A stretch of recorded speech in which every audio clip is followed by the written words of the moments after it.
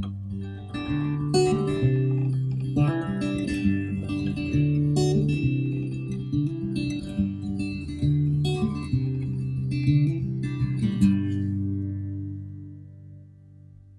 we're going to be talking about allergy. What is allergy? It's more than just a sniffle. It does affect a lot of us. About 1 in 4 Australians will have an allergy at some stage during their lives.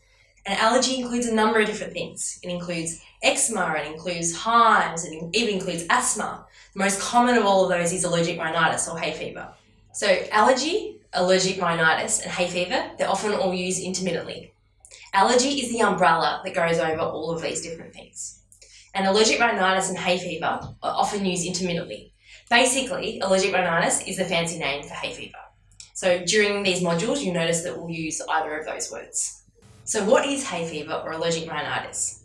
I think most of you could tell me what the definition is, and you could probably even recite it word for word.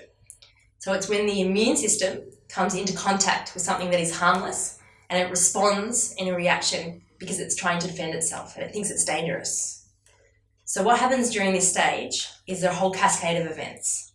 There's no prizes for the winner who guesses what the main chemical that's released is. Well, it's histamine. But let's go a step back. What happens before all of that? How does this whole process occur? Well, there is a trigger that triggers this process, and that is called the allergen. There are a number of different things that could be an allergen. It could be pet hair, it could be mold, it could be grasses, pollen, it can even be cockroach droppings. There's so many different things that it can be. So what happens is this allergen comes into contact with the body. The body then produces an antibody to fight off what it thinks is dangerous. This antibody is called IgE. And imagine in the body we have this big cell. The IgE comes in and it attaches to this cell called the mast cell. Now the mast cell gets this shock and it releases these chemicals. So it releases histamine, but it also releases other chemicals too. Sometimes you might have heard of cytokines, that's another thing. And these can sometimes cause inflammation in the body. So we have this mast cell, we have the IgE, which is the antibody. It comes and attaches to the mast cell and it triggers the mast cell to then release these chemicals.